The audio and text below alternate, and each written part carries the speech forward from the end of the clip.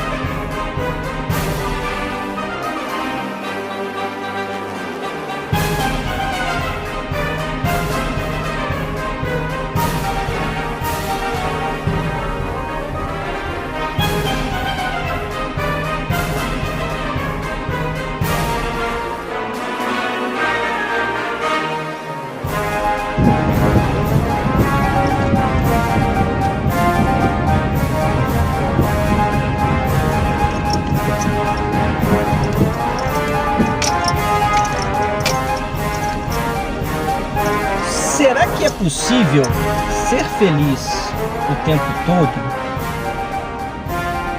Eu vou nesse momento contradizer o senso comum, se é que eu posso chamar de senso comum. Mas as pessoas falam, sejam elas especialistas do assunto, que ser feliz o tempo todo não é possível. Mas eu vou dizer sim, é possível ser feliz o tempo todo. O que eu vou discutir aqui é o que é ser feliz o tempo todo. O que é, de fato, felicidade? Então, o conceito que eu trago aqui de felicidade é: tenha uma vida que vale a pena ser vivida. Então, felicidade não é você estar rindo o tempo todo de tudo, estar sentindo prazer com as coisas o tempo todo. Mas felicidade é quanto que você se sente bem com você mesmo. Quanto que você está em paz com você mesmo. O quanto que você sente livre.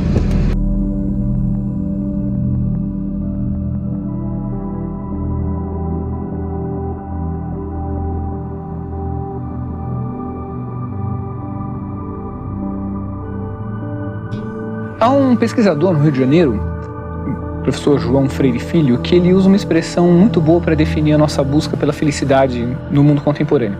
Ele chama de imperativo da felicidade. A ideia de que nós precisamos ser felizes. Essa ideia talvez seja uma das mais antigas da história da filosofia. Aristóteles, num livro chamado Ética a Eudemo, coloca a felicidade como finalidade última e busca a última da alma humana. O problema é que quando nós começamos a perguntar então o que é a felicidade, nós encontramos uma variedade muito grande de respostas e principalmente hoje em dia uma quantidade muito grande de discursos que nos dizem como ser feliz. Então eu tenho que ser feliz sendo bem-sucedido no trabalho. O outro discurso vai dizer que eu tenho que ser feliz sendo bem-sucedido nos negócios ou bem-sucedido na vida familiar.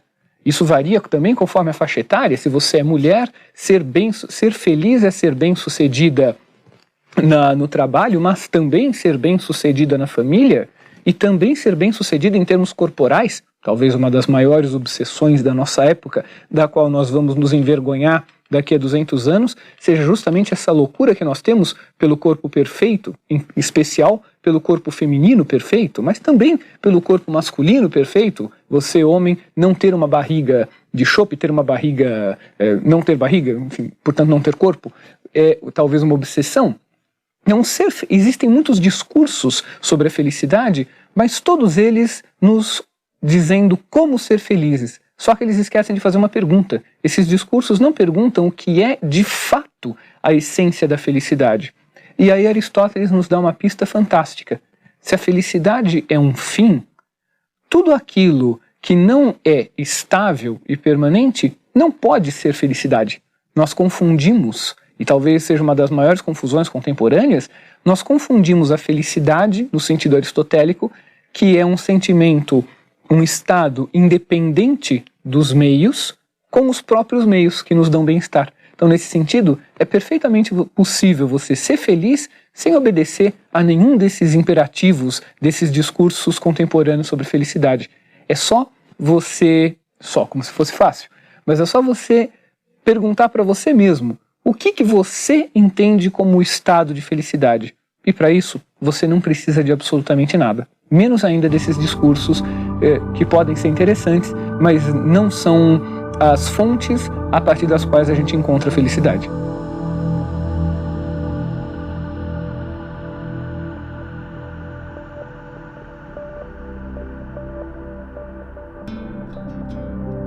Um pensador me encanta. É Schopenhauer, considerado por todos como pessimista. E olha, para se distinguir como pessimista entre filósofos, é preciso caprichar. Schopenhauer dirá que a vida de fato tem problemas. Viver é uma roubada espetacular. E o que atrapalharia muito a vida são duas coisas, o divertimento e o enfado. Rapidamente, o que seria o divertimento? O divertimento seria o seguinte: você deseja o que você não tem, de repente você consegue o que você tem, aí você não deseja mais, e aí você passa a desejar outra coisa. O divertimento seria assim, trifásico. Querer o que não se tem, conseguir o que se desejava antes e buscar outra coisa que agora se deseja. Então você percebe, o divertimento é marcado por um pêndulo. Ou você deseja e não tem, ou você tem e não deseja mais, e depois volta a desejar o que não tem. Assim, a título de exemplo, você tem sede, desejo por líquido, bebe água, saciedade, fim do desejo, desejo de fazer xixi, desejo de ir ao banheiro, e assim vamos, desejando o que não temos e buscando a saciedade e matando assim os desejos anteriores que promovem o surgimento de novos desejos. Perceba que a lógica do divertimento é a lógica do saco sem fundo, é a lógica da saciedade impossível, é a lógica de que invariavelmente estarão faltando coisas e você estará invariavelmente buscando aquilo que te faz falta.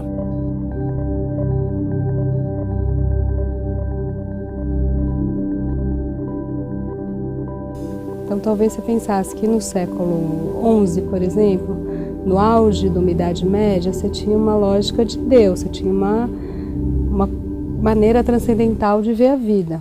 Todos nós víamos o mundo, os objetos, a macieira, o chão, a terra, o sol, e a gente louvava isso e supunha uma força para além dessas coisas todas para nos dizer o que é viver.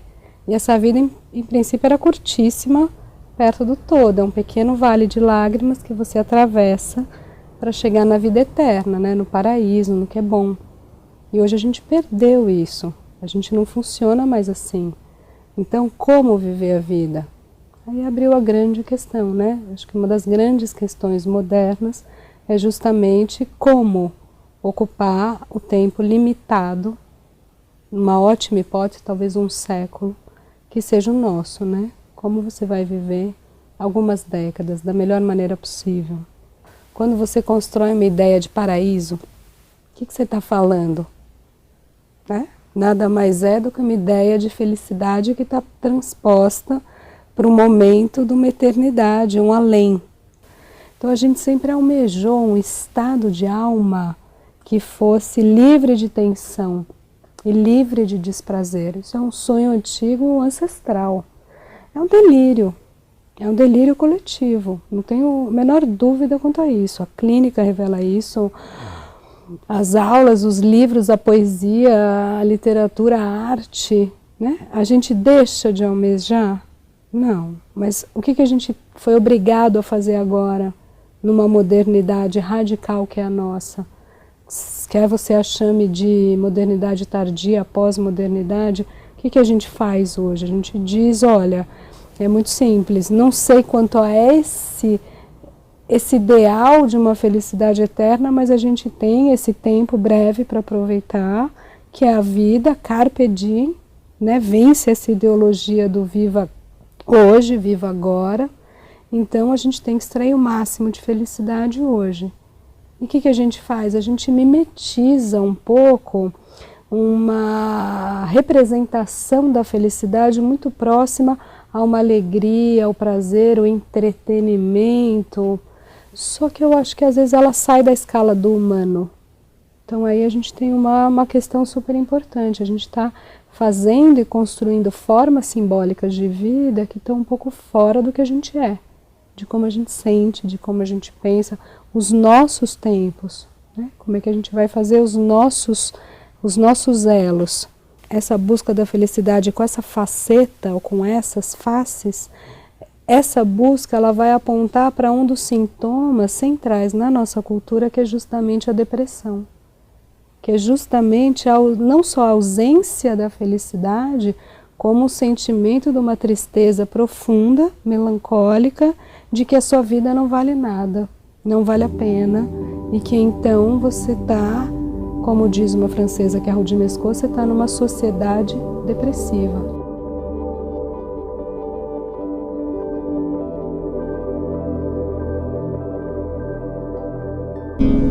E essa busca da felicidade, do ponto de vista da psicologia junguiana, é interessante a gente observar como que o Jung trabalha isso, né?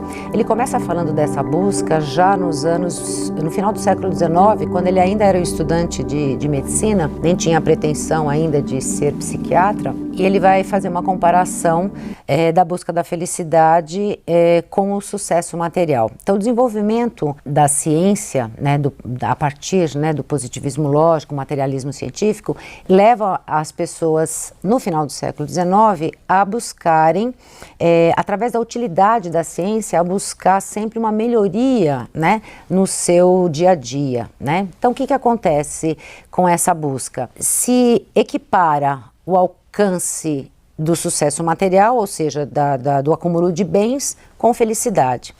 Só que a felicidade não é vivida externamente. Felicidade é algo subjetivo, né? Então você pode ter uma porção de bens, né?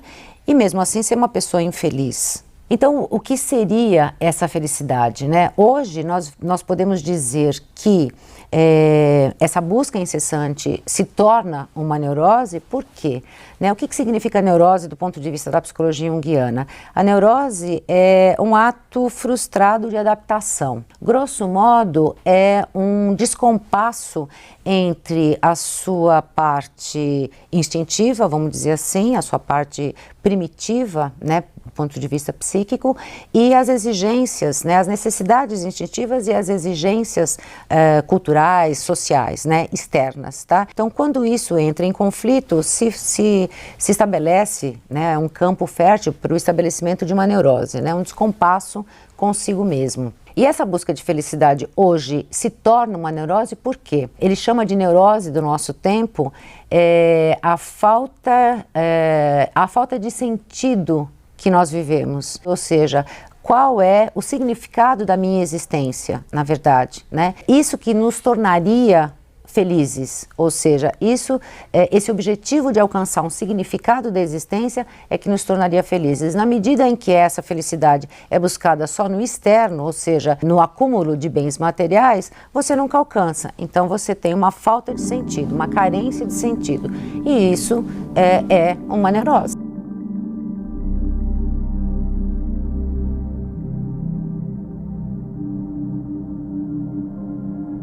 Nosso mundo é feito de contrastes.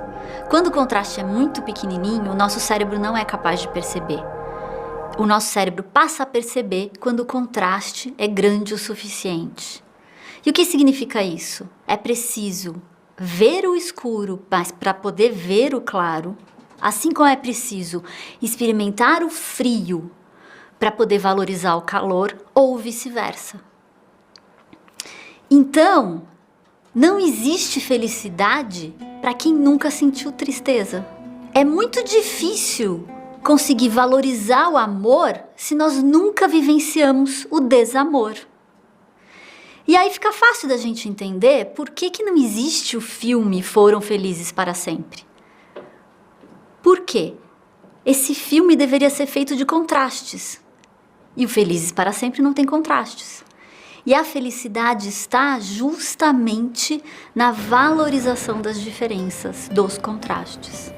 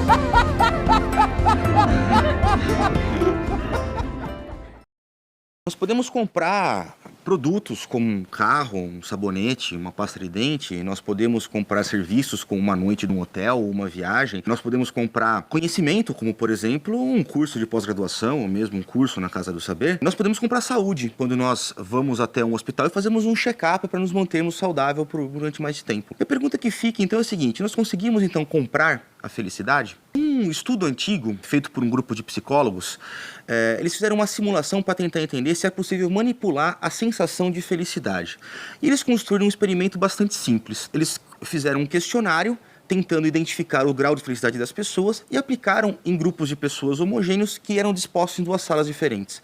Numa das salas você não tinha estímulo algum, na outra sala você tinha uma grande foto de um bebê sorrindo. Conforme foram se rodando os experimentos, constantemente, a sala em que você tinha o grupo com o bebê sorrindo, elas respondiam os testes dizendo que elas eram mais felizes. Ou seja, eu não consigo transformar uma pessoa que estava no estado de depressão numa pessoa em estado de felicidade. Mas como um conjunto e um grupo de pessoas, eu consigo manipular a sensação de felicidade por expor essas pessoas à foto de um bebê. É claro que a foto de um bebê tem uma simbologia muito importante para a gente. Nós somos programados geneticamente a gostarmos de bebês. Mas como é que a gente leva isso aí, então, para o campo do consumo? As marcas estão constantemente nos abordando através de publicidade e uma série de outros contatos, dizendo que se você consumir um certo produto, comprar um certo carro, usar um certo conjunto de roupas, você vai ser mais feliz.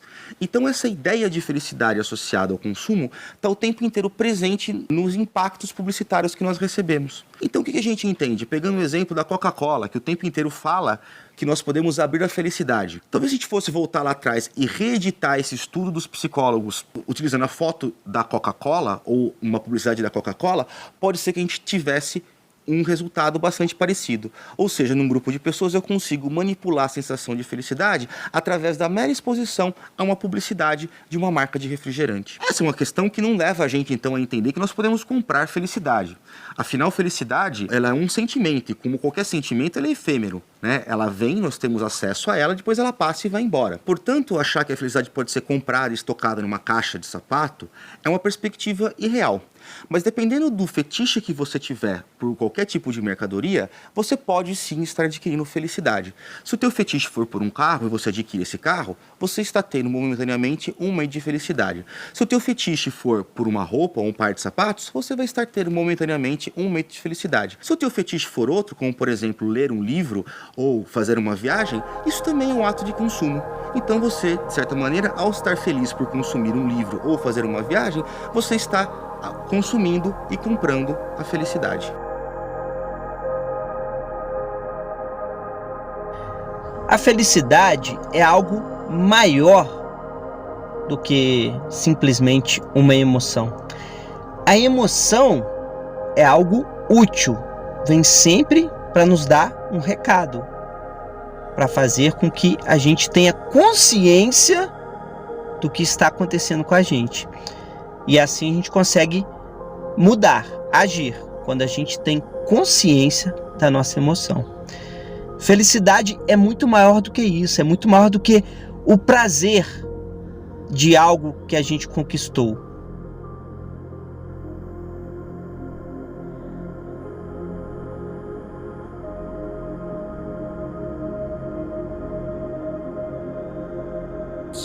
Você sempre ouviu a palavra útil. Aliás, no meu caso, sempre fui chamado pelos meus pais de inútil. O útil sempre é entendido como uma coisa boa, o inútil como uma coisa ruim. No entanto, perceba, quando uma coisa é útil, o seu valor está fora dela. Assim, o colírio é útil porque limpa os olhos. Assim, o veículo é bom porque permite o deslocamento para um lugar onde você não está. Tudo que é útil tem o seu valor fora. O primário é útil para chegar ao ginásio, o valor do primário está no ginásio, o valor do ginásio está no colegial, o valor do colegial está na faculdade, o valor da faculdade está no emprego, e assim você percebe que toda a utilidade faz com que o valor das coisas esteja fora dela. Portanto, se você um dia for chamado de inútil, não fique tão triste assim. Ao te chamar de inútil, estou tentando te dizer que no seu caso, raríssimo no mundo de hoje, o seu valor está em você mesmo, tanto quanto a felicidade, que por definição é inútil. Ou você teria a resposta para a pergunta, ser feliz para quê? A felicidade é perfeitamente inútil, a vida boa é perfeitamente inútil, porque ela vale por ela mesma. Quanto mais na nossa vida encontrarmos coisas que têm valor em si mesmas e, portanto, sejam inúteis, a chance de vivermos melhor aumenta muito. Agora, se você só foca na falta, naquilo que você não tem, é bem provável que você seja uma pessoa infeliz. Então, uma pessoa feliz é uma pessoa que vive o aqui e o agora. É uma pessoa que valoriza o aqui e o agora. Porque uma pessoa que não valoriza aquilo que tem, é uma pessoa que fala assim, amanhã eu vou ter dinheiro para comprar alguma coisa, comprar um carro novo, para comprar uma casa nova, porque o carro que eu tenho, a casa que eu tenho, eu não dou valor. Então, se amanhã eu for uma pessoa magra, então eu vou valorizar a vida que eu tenho, porque o corpo que eu tenho hoje, eu não dou valor. Então, você sempre joga o pensamento para o futuro, buscando o quê? Um conforto, porque a vida que você vive hoje, ela não tá legal. O trabalho que você tem não tá legal, os seus relacionamentos não estão legais, o dinheiro que você tem hoje não tá legal. E hoje você tem saúde, mas você não valoriza, porque ela sempre esteve aí. Então, a forma como você percebe o mundo é que determina o quanto que você é uma pessoa feliz. Então, felicidade tem a ver com percepção. Então, a ilusão da felicidade no futuro, ela nunca vai chegar, porque vai estar sempre faltando alguma coisa. Uma das características do período moderno é a nossa falta de tempo. Provavelmente, se você perguntar para todas as pessoas do seu relacionamento, acho que ninguém vai falar que está tudo bem, que está com tempo, que está acordando na hora que quer, indo dormir na hora que quer. Como se de ano para ano o mundo estivesse girando mais rápido. Se você entrar na internet, você vai encontrar nos mecanismos de busca inúmeras teorias da conspiração que dizem que sim, a Terra está girando mais rápido, seja por conspiração internacional, seja por algum problema geofísico. Para sorte nossa, a ciência, a filosofia e as ciências sociais, elas oferecem respostas talvez um pouco mais palpáveis. Os relacionamentos contemporâneos vêm se adequando a essa ausência de tempo, ou agora a gente já pode falar de maneira mais séria, a essa redução do tempo livre. Uma redução do tempo livre que resulta, em grande medida, do excesso de eventos e acontecimentos e compromissos que nós temos na vida moderna. Se nós compararmos o cotidiano de uma pessoa de hoje com o de 30 anos atrás, em 84 você tinha alguns buracos no seu tempo. Tempos onde você não tinha nada para fazer e, portanto, você tinha uma sensação de dilatação daquele momento, daquele tempo. Hoje, com a quantidade de aparelhos e redes sociais e dispositivos eletrônicos que nós temos, a quantidade de tempos onde não há o que fazer é muito pequena. Então, o tempo todo nós estamos recebendo informação, passando informação, pegando mensagens, recebendo mensagens, mandando mensagens. O nosso tempo vem sendo preenchido cada vez mais com acontecimentos, de maneira que a gente vem perdendo um pouco a noção da duração, do tempo em si. Ficar sem fazer nada, ficar com um tempo completamente livre, sem nada próximo de ser feito, é uma situação cada vez mais rara. Com isso, as próprias relações sociais, as próprias relações humanas, elas vêm sendo cada vez mais corridas, elas têm que se adequar a esse tempo cada vez mais comprimido, mais compartimentado, de maneira que o nosso tempo para o afeto, o nosso tempo para as relações, o nosso tempo para a aproximação com o outro é um tempo que vem também se tornando cada vez mais controlado. Isso, de certo modo, pode ser visto pela nossa alegria na sexta-feira, porque sabe que finalmente teremos algum tempo relativamente livre, e da tristeza que dá no domingo à noite, uma tristeza acho, coletiva, de se pensar que no dia seguinte nós já voltamos para a compartimentação do tempo. Só um detalhe. Se não me engano, por volta dos anos 50, um filósofo chamado Theodor Adorno nos lembrou de uma coisa paradoxal. Mesmo esse tempo livre, entre a sexta-feira e o domingo, chamado tempo de lazer, ele é cada vez mais compartimentado. Ele é também submetido a controles muito semelhantes aos do tempo do trabalho.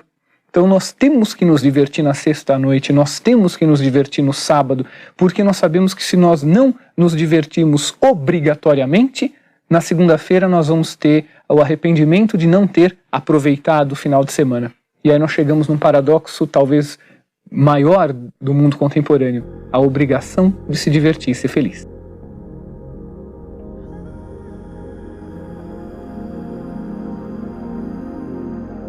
A gente socialmente construiu uma ideia do que é ser feliz. E a gente meio que sabe o que é ser feliz. Então, ser feliz é eu conseguir um bom emprego, ser feliz é ter um bom casamento, ser feliz é eu ter filhos, eu comprar o carro do ano.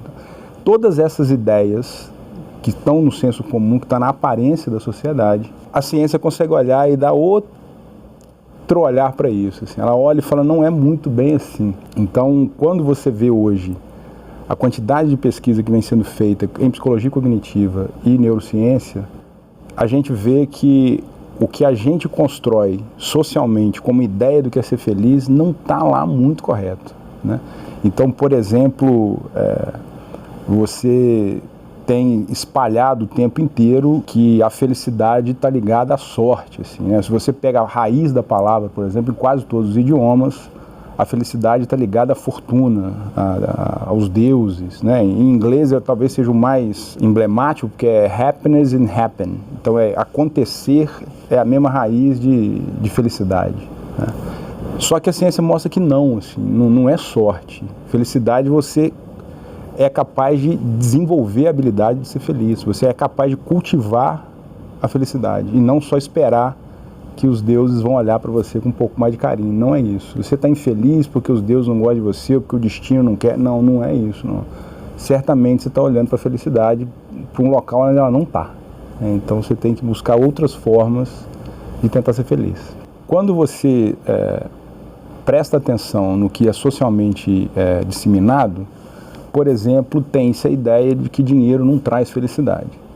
Ao mesmo tempo, todo mundo sabe que isso não é bem verdade, que se você ganha um pouquinho mais de dinheiro, você fica um pouco mais feliz, né? Então existem dados muito robustos em diversos países, com milhares de pessoas, que mostram sim, que dinheiro traz felicidade sim, mas só até um certo ponto. Existe um limite, a curva ela para num ponto, onde por mais que você ganhe mais dinheiro, a sua felicidade continua a mesma.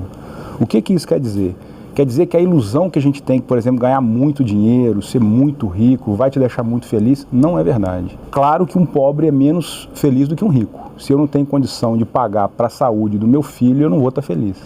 Se eu não tenho condição de assistir um filme que eu quero porque eu não tenho dinheiro para pagar o cinema, eu não vou estar feliz. Agora, não significa que se eu for dono de todas as redes de cinema do mundo, eu vou ser muito feliz. Não é assim.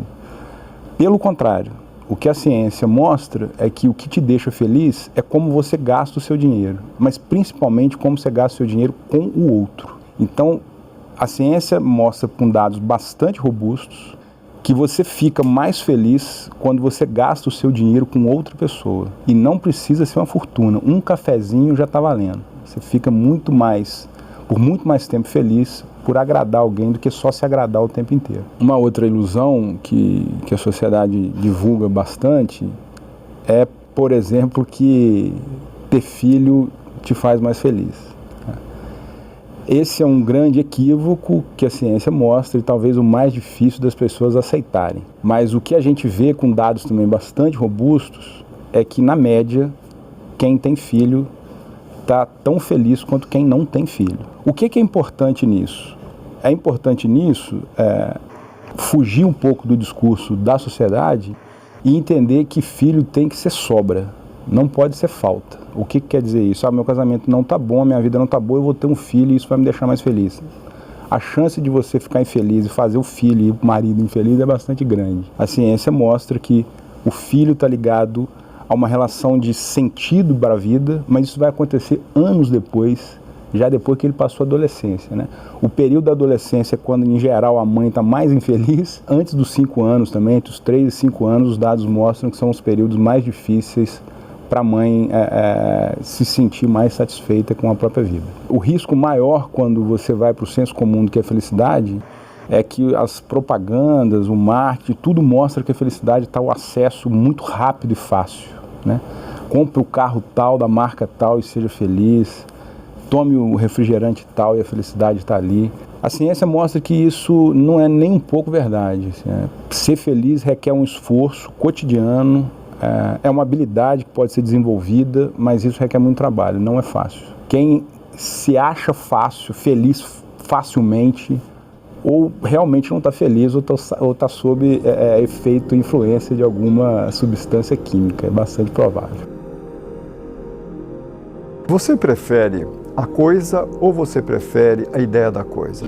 Ou seja, você é alguém que privilegia a vivência do momento e das coisas em si, ou você privilegia o simbólico e o que representa a coisa? São dois modos muito diferentes de lidar com a vida e viver a vida. Você tem uma ideia da diferença dos dois conceitos? A gente pode imaginar uma situação hipotética aqui de um casal que, digamos, mora em Botucatu, que não tem, digamos assim, um horizonte de aventuras tão grande quanto, por exemplo, Paris. E digamos que esse casal tem um sonho, que é um dia viajar para Paris. E esse casal, finalmente, depois de muitos e muitos anos, poupou dinheiro e vai poder realizar o grande sonho deles, que é viver para Paris. Realizando a ideia da coisa, o que representa, o marido fala para a mulher, nossa, nós vamos ver a cidade de luz, que coisa magnífica, que viagem linda que a gente vai fazer, olha os vizinhos que vão morrer de inveja. Esse prazer é um prazer enorme em torno da ideia da coisa. Finalmente eles vão viajar. E já no caminho para o aeroporto, para Cumbica, eles pegam um trânsito enorme, tem uma inundação, um estresse, depois fila para embarcar no avião, depois durante o voo tem turbulências, acham que o avião vai cair. Finalmente chegam, tem uma fila enorme na alfândega lá em Paris. E depois eles pegam um hotel que os enganou lá no site, não é nada tão bom quanto eles imaginavam, mas agora eles estão em Paris, né? E a ideia da coisa maravilhosa, ele sai com a esposa dele, eles andam pelas ruas e mandam selfies e fotos para a turma lá em Botucatu e diz que coisa linda, nós vamos agora no Tour Eiffel e vamos no museu e tem filas enormes, ele sobe finalmente na Tour Eiffel, tem uma névoa, ele não enxerga nada, depois eles descem, vão comer a boa comida parisiense, ele não sabe o nome dos pratos, acaba pedindo dobradinha, um prato de tripas que não é nada gostoso, enfim, a viagem na verdade não está nada boa, mas é uma ideia maravilhosa. Quando finalmente ele volta, ele traz as fotos, ele mostra para todo mundo. A ideia e a representação simbólica de ter finalmente saído de Botucatu e conhecido a Europa, conhecido Paris, é tão maravilhosa que pode valer muito a pena ter feito essa viagem.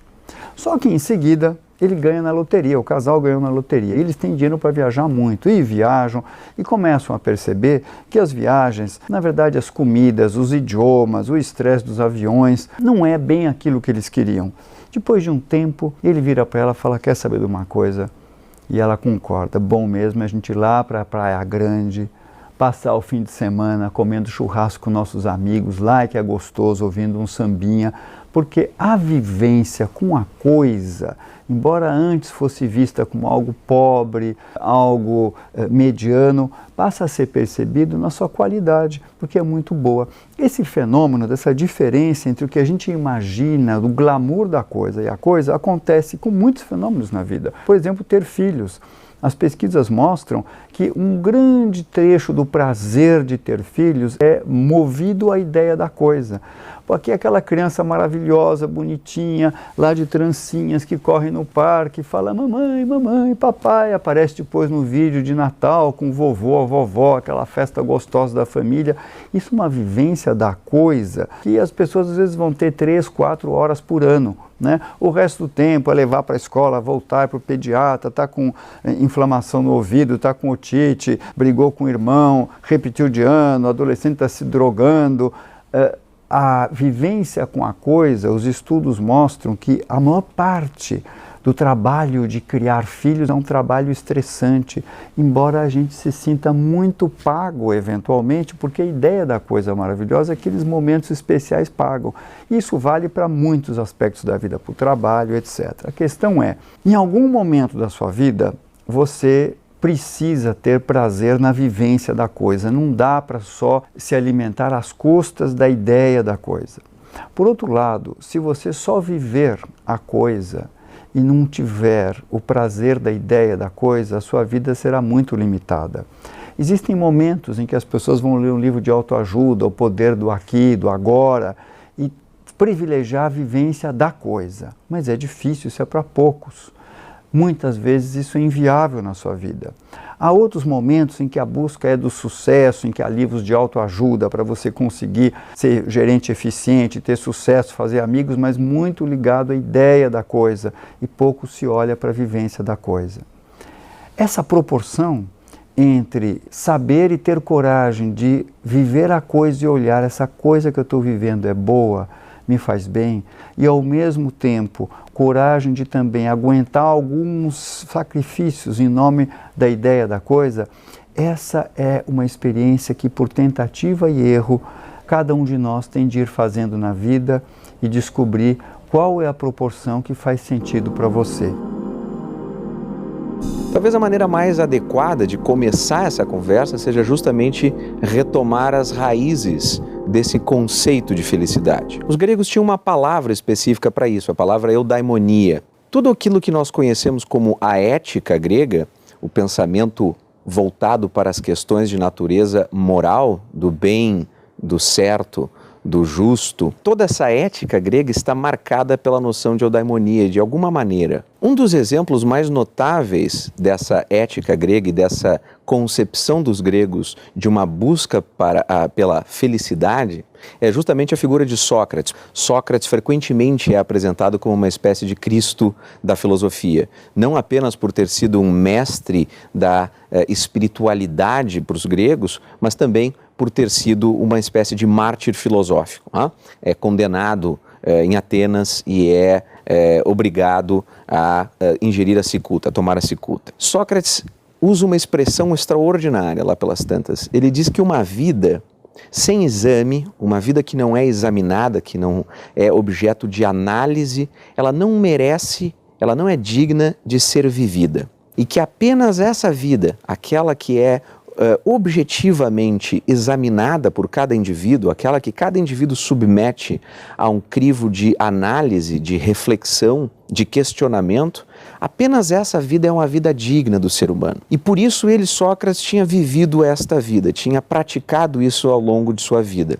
Que razões as coisas poderiam nos apresentar, por que razão as coisas eram do jeito que eram, como a gente chega a conhecer certas coisas, se é que nós temos de fato conhecimento dessas coisas, será que as coisas que nós julgamos conhecer e o modo pela qual nós achamos que elas são do jeito que são, estão de acordo com a realidade, é assim mesmo que as coisas são? E proceder essa análise é viver uma vida filosófica. Viver uma vida digna, portanto, é viver uma vida filosófica, uma vida dedicada ao questionamento, à interrogação e à busca por um tipo de conhecimento das coisas. Nesse sentido, duas coisas aparentemente estranhas para nós, na nossa vida contemporânea, na nossa vida corrida do mundo contemporâneo, duas coisas aparentemente estranhas entre si se conectam. A busca pela felicidade é, ao mesmo tempo, a busca por uma vida filosófica, uma vida dedicada ao conhecimento, uma vida dedicada à interrogação das coisas, uma vida dedicada a buscar conhecer melhor a natureza das coisas.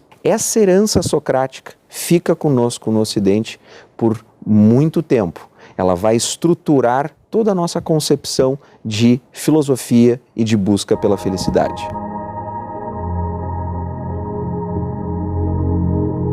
O interessante de falar sobre felicidade é porque que ela é uma ilusão, é porque as pessoas vivem querendo colocar regras para a felicidade. Falando sobre dinheiro, o que dinheiro tem a ver com felicidade? Dinheiro é uma grandeza e felicidade é uma outra grandeza. Talvez uma coisa facilite a outra, mas não existe regras entre dinheiro e felicidade. Um pobre pode ser muito feliz apesar das condições que ele tem. É como ele interpreta as coisas. Pensa na ideia da coisa. A coisa, só de ter a ideia da coisa, a ilusão da coisa, pode trazer mais felicidade do que quando a pessoa tem a coisa. Mas o quanto que ela está percebendo, interpretando tudo o que acontece na vida dela. Todos os perrengues que ela passa, no exemplo do aeroporto, como que ela está vivenciando aqueles momentos. Tudo é como você enxerga. Não tem regras. É como você vive.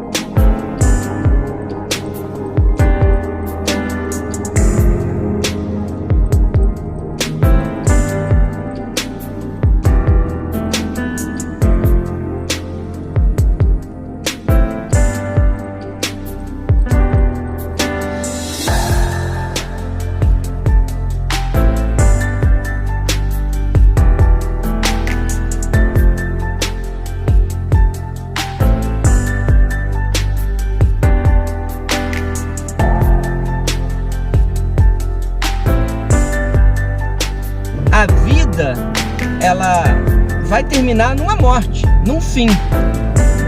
O quanto que você entende dessa estrada, desse processo que você está vivendo? Será que você está sempre esperando a sexta-feira chegar? Será que você valoriza o seu trabalho, o seu dia a dia? Será que você valoriza a sua esposa, o seu marido, os seus filhos, a sua vida como um todo? Quanto que você é grato pela vida que tem? Quanto que você valoriza a vida que tem? Ou quanto que você está sempre desejando algo além do que você tem? Não é que você tem que deixar de desejar alguma coisa, mas é o quanto que você valoriza o que você tem. Essa é a ideia de ser feliz. É como você enxerga tudo aquilo que você tem. Se você consegue dar valor à vida que você tem, você é uma pessoa feliz. Quando eu chego na universidade e começo a falar, é impressionante como eu me encanto com o que eu digo. É impressionante como eu gosto de me ouvir. Eu, por mim, me ouviria indefinidamente. Você poderia pensar, nossa, que pedância, que sujeito insuportável. Mas pare para pensar. Se você vai ser espectador de você mesmo até o fim, é melhor que goste daquilo que você mesmo faz. É melhor que você se entretenha, se divirta e curta as coisas que você mesmo protagoniza. Caso contrário, não vai adiantar a pílula, a vida vai ser arrastada e empurrada com a barriga.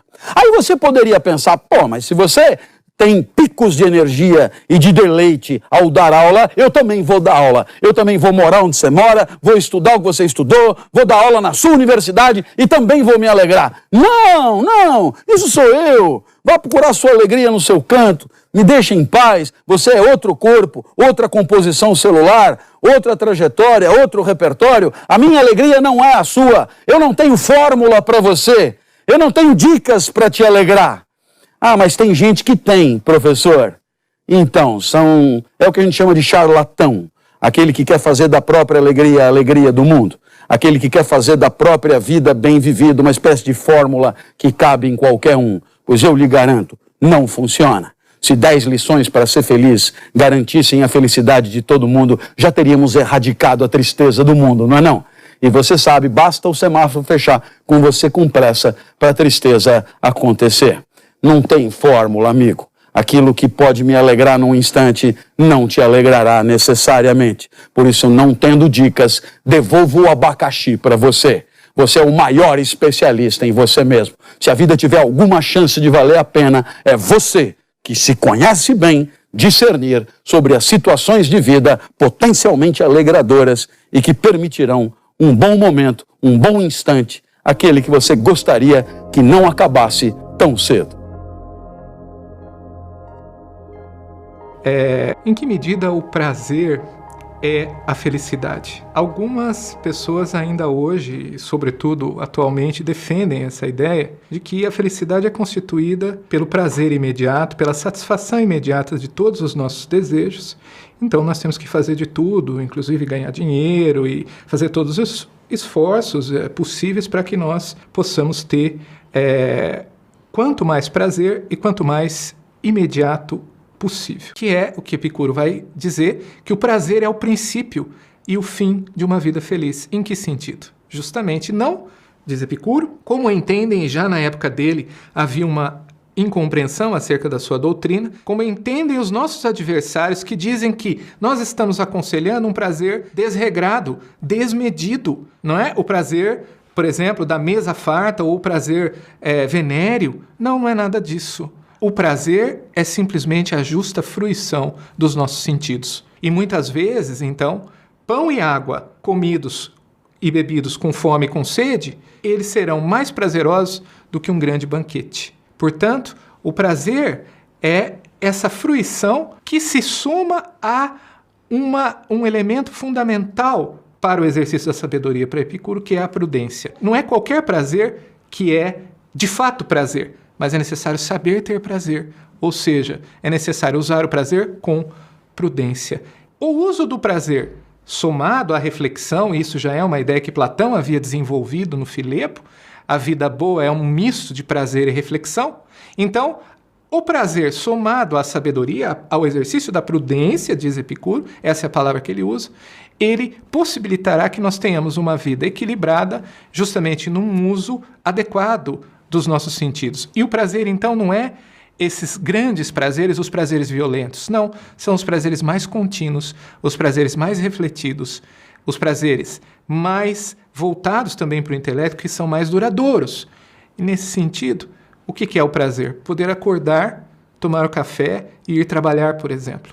Isso já é um estado, digamos, habitual na nossa vida, e nós não percebemos que isso é um grande prazer, porque nós, de fato, tanto nos habituamos com isso, que nós só vamos perceber que isso era de fato um prazer quando a dor interrompe esse estado habitual. Então, o que é o prazer? É justamente esse uso do prazer dado na vida, porque viver, o ato mesmo de viver, já é o maior prazer.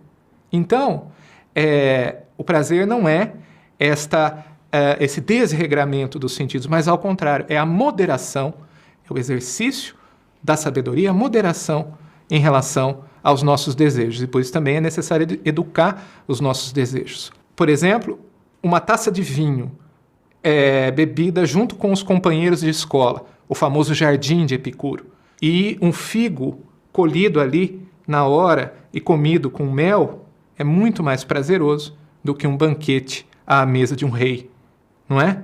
Dirá depois um discípulo de Epicuro. E, portanto, isso é o verdadeiro prazer.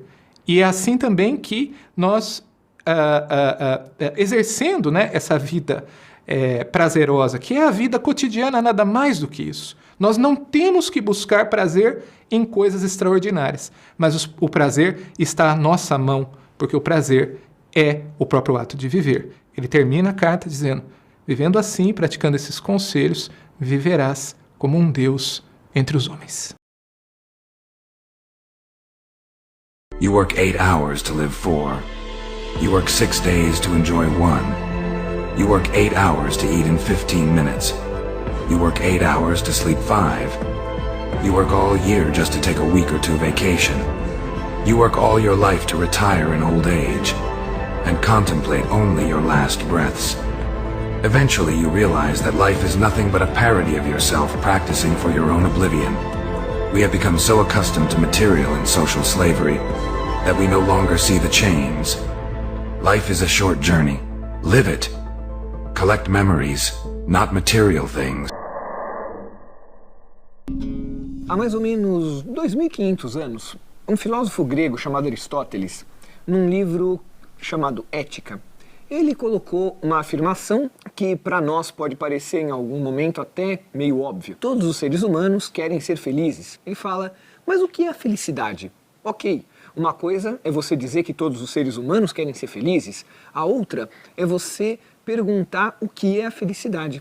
Porque se você perguntar para cada uma das pessoas o que é ser feliz, cada uma delas vai te dar uma resposta de acordo com o próprio parâmetro de felicidade. Então, para um, ser feliz é ter muito dinheiro. Para outro, ser feliz é ter um relacionamento amoroso significante. E, no entanto, todas essas pessoas vão concordar que o objetivo máximo da vida humana é ser feliz. Então, Aristóteles nos provoca a pensar o seguinte: talvez essa felicidade não seja exatamente o que nós estamos chamando de felicidade. Muitas vezes a gente confunde felicidade com bem-estar. Bem-estar é proporcionado, de fato, pelas coisas, pelo conforto, por ter uma vida, um padrão de vida bacana, um padrão de vida digno, pelo menos. Isso é bem-estar. O bem-estar, ele ajuda a felicidade, mas ele não se confunde com a felicidade. Embora, claro, eles estejam relacionados, mas nem de longe eles são a mesma coisa. Por quê? Eu posso estar numa situação fisicamente muito confortável, posso ter um emprego excelente, posso ter tudo aquilo que eu quero, todas as coisas que eu quero, mas estar triste, estar infeliz. A felicidade, portanto, ela não se confunde com essa ideia comum de bem-estar que nós temos, ou com uma coisa muito comum hoje em dia, que é confundir a felicidade com um bem-estar proporcionado pelo consumo.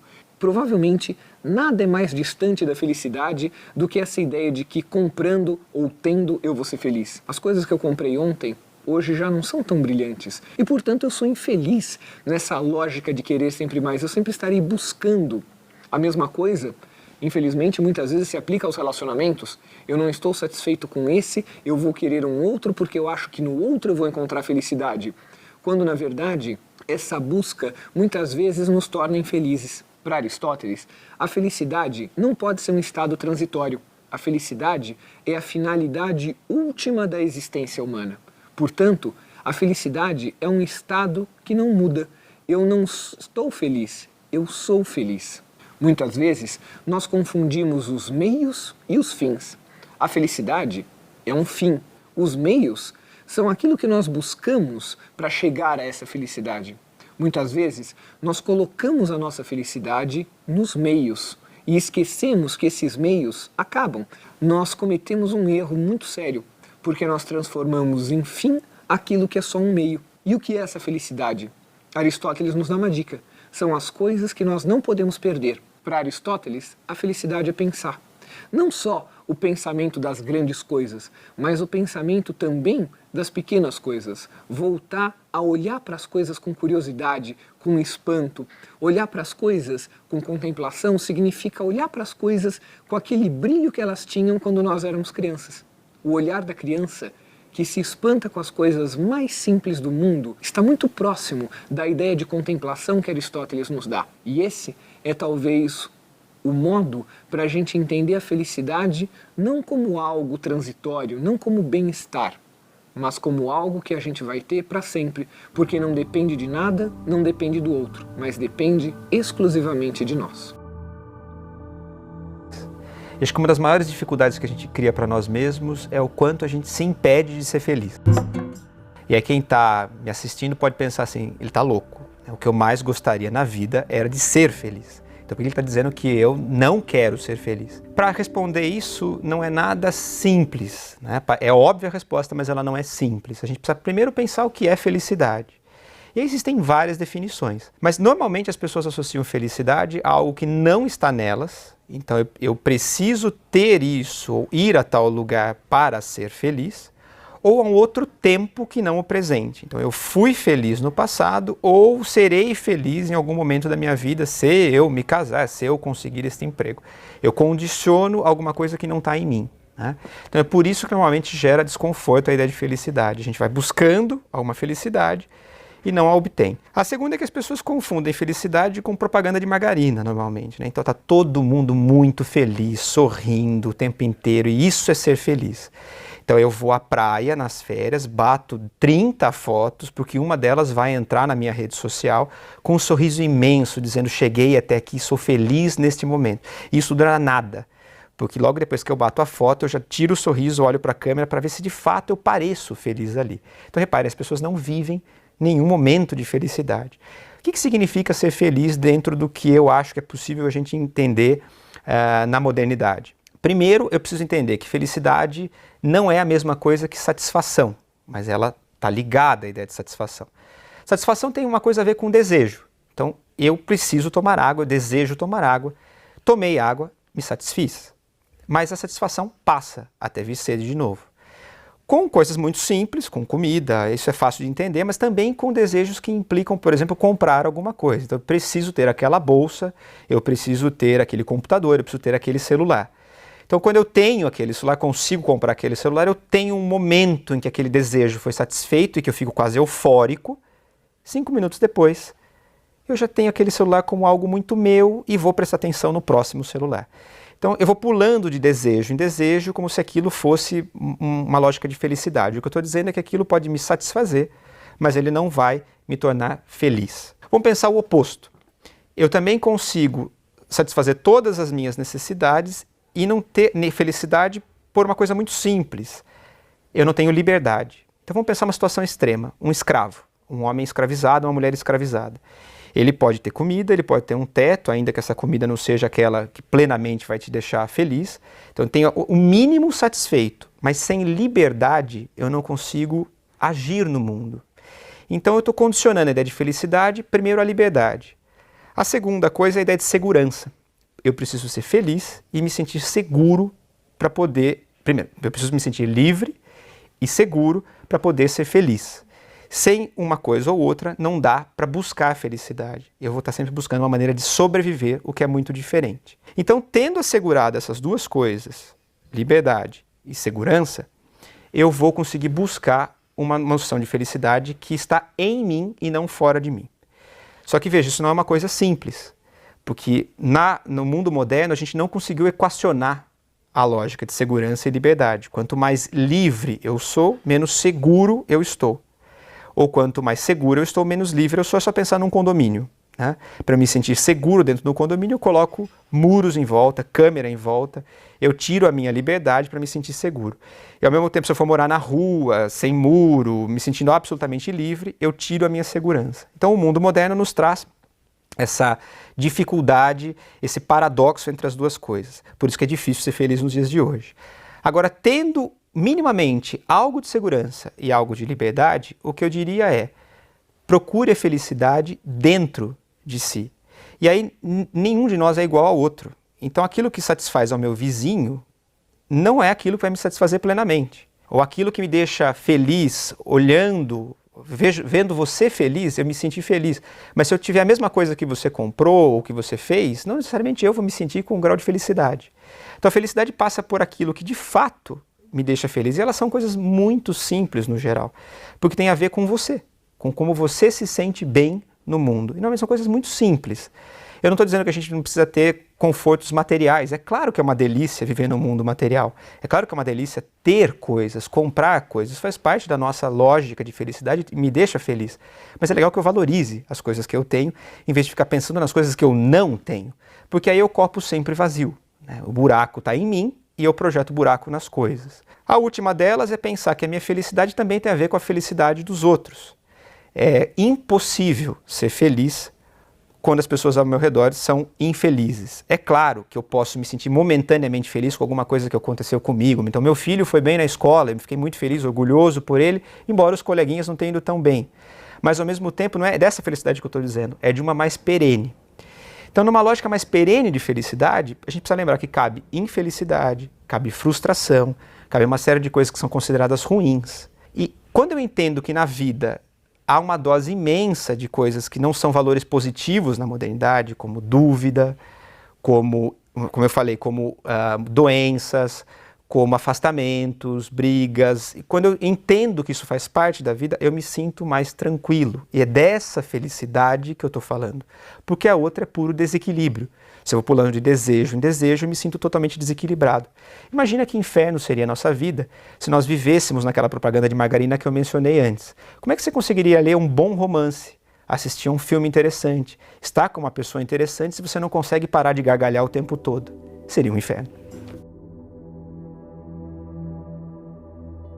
O primeiro passo para sermos mais felizes, que é ser resiliente.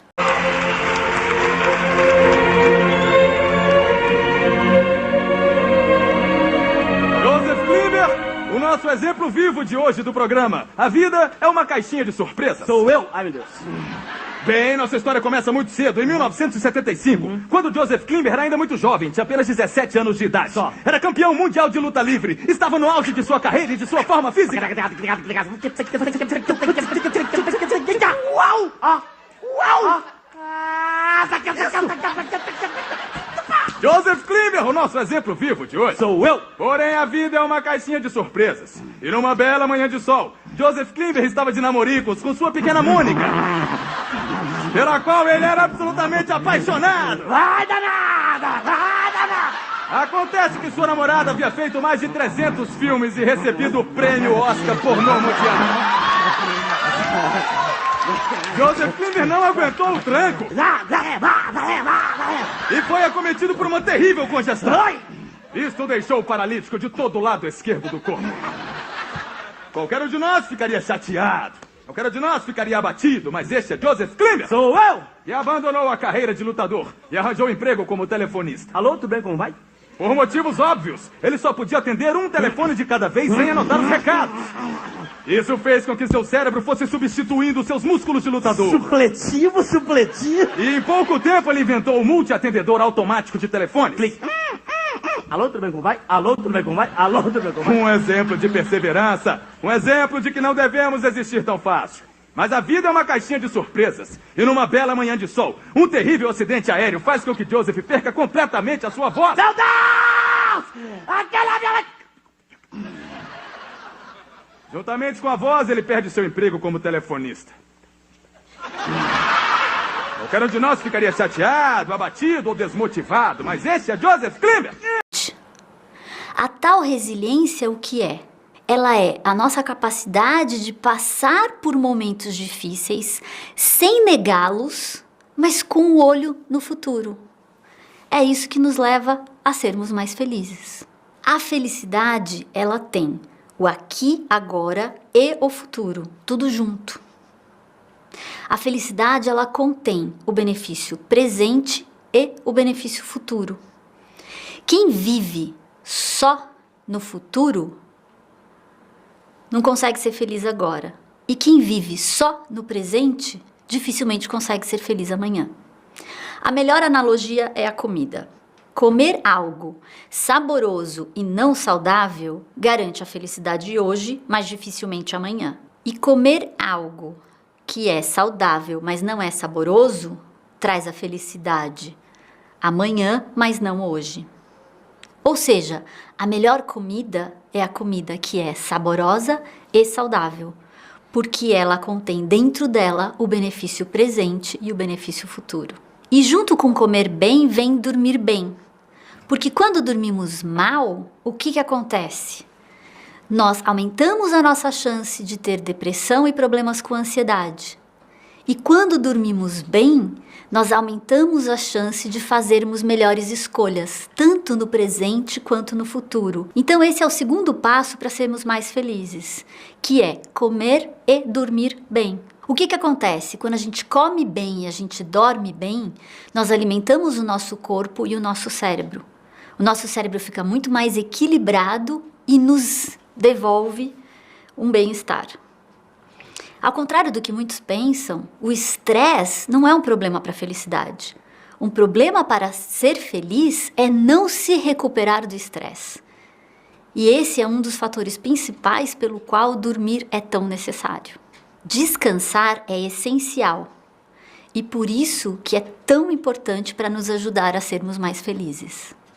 Comer e dormir bem ajuda a estarmos mais focados. E esse é o terceiro passo para sermos mais felizes, estar focado. Foco nas pessoas com as quais nos encontramos é sinônimo de tempo de qualidade.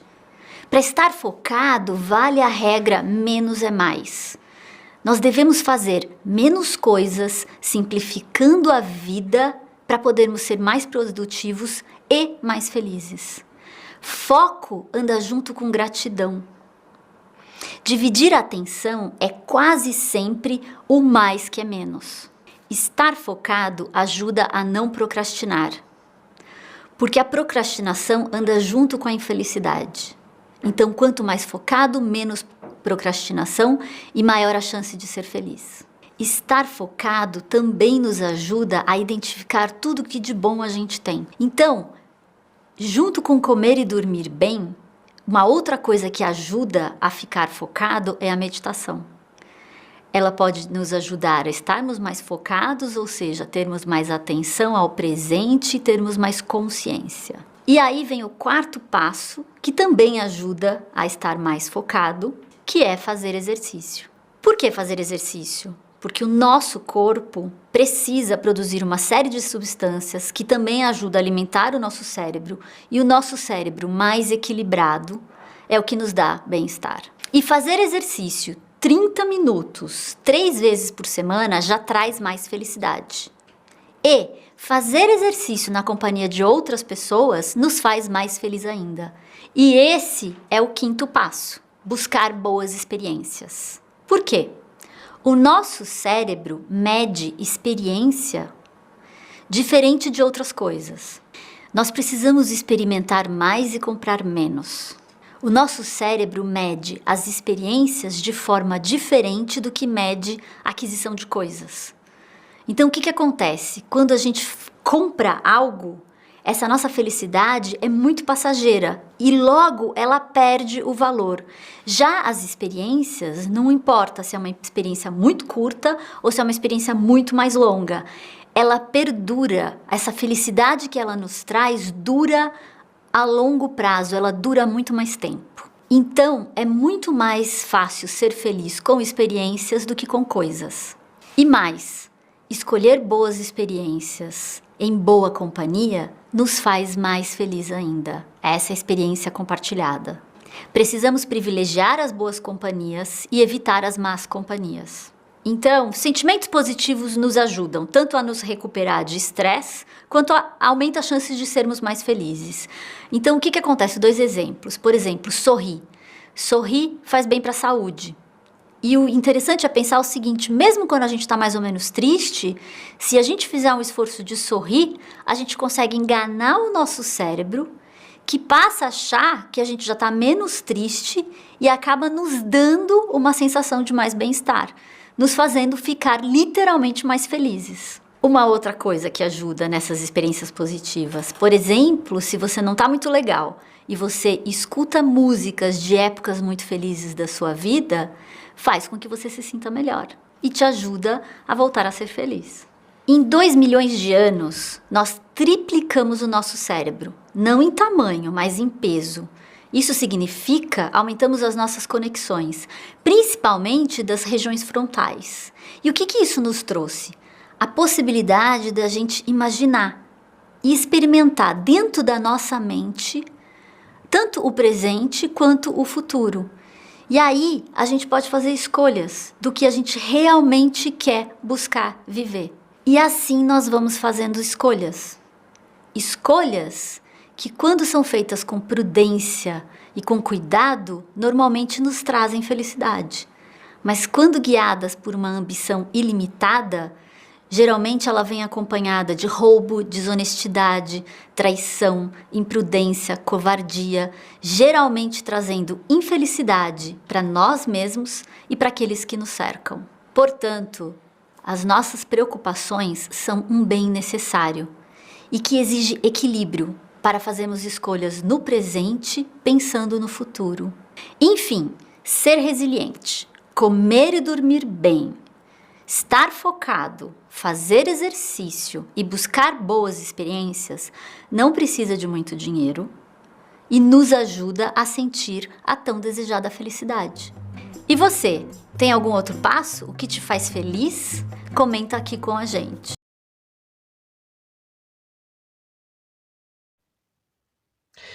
Então, quando eu falo que é possível ser feliz o tempo inteiro, eu não estou falando de uma vida perfeita.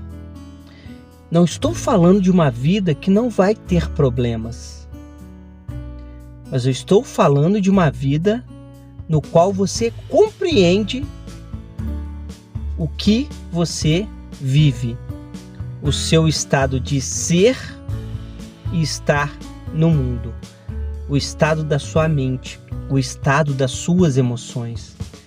Quando você compreende o seu passado, os seus traumas, as suas experiências como um todo, quando você vive o presente da melhor forma possível e quando você planeja o seu futuro, você consegue ser feliz o tempo inteiro. Vai ter momentos de tristeza? Vai. Vai ter momentos de raiva? Vai. Mas você estuda a si mesmo. Você compreende os seus pensamentos e os seus sentimentos. Você compreende a realidade. Então, quando você planeja o futuro, por exemplo, quando você quer um carro novo, ok, que legal, que bom que você sonha em algo além do que você tem hoje. Mas para você, que é feliz o tempo todo, não tem problema se você não tiver o carro que você deseja. Tudo bem desejar. Muitas vezes as pessoas confundem o que é felicidade. Elas associam felicidade ao prazer, à recompensa momentânea. Então é legal a gente refletir sobre a semântica da palavra. Então, a ideia de felicidade é muito maior. É algo que está na sua essência. É algo que vai além de tudo aquilo que você vive cada momento. Ser feliz o tempo todo tem a ver com como você percebe o mundo, como você percebe a sua vida. Felicidade é percepção porque você entende os seus traumas. Tem uma frase do Sartre que é mais ou menos assim: não importa o que a vida fez de você, o que importa é o que você fez da vida, apesar do que a vida fez de você.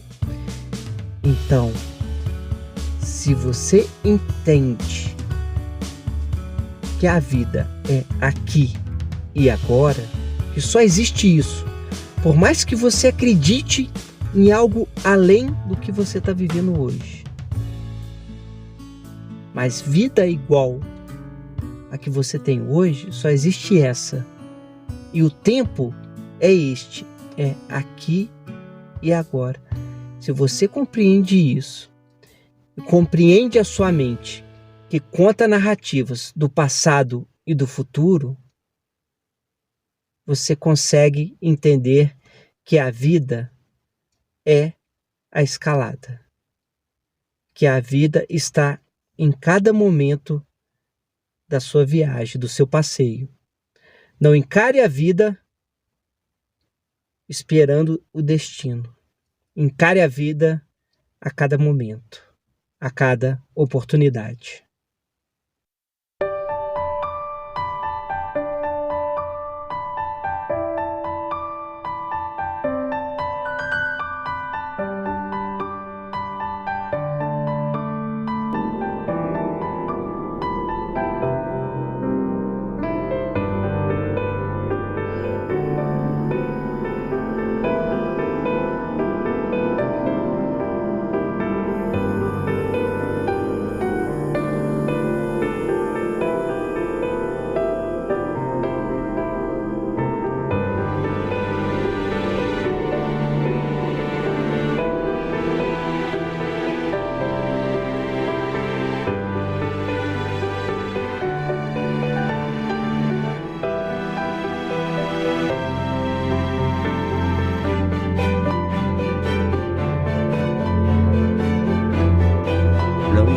solo trabajar. Hay que dejarle un buen capítulo para la locura que tenga cada uno. Sos libre cuando gastas tiempo de tu vida en cosas que a ti te motivan, que te gustan. Que a uno puede ser jugar al fútbol, otro pescar, otro investigar una molécula, otro el arte, qué sé yo. Somos distintos. Pero tener una causa, tener una pasión, y eso lleva tiempo. Es una filosofía de la vida. La filosofía no está de moda porque no se cobra. Pero hay demasiada infelicidad en el mundo. No solo pobreza, hay pobreza acá y en el alma. Para sentir las cosas hay que dedicarles tiempo también. Y el problema es en qué gastas el tiempo de tu vida. ¿En qué gastas el milagro de haber nacido? Si no te haces la pregunta, no te preocupes. Y el mercado se va a encargar y te vas a pasar toda la vida pagando cuentas y comprando cosas y pa, hasta que seas un viejo destruido. Y tú no compras con plata. Compras con el tiempo de tu vida que gastaste para tener esa plata. Pero el tiempo de la vida no se repone. La vida es una aventura.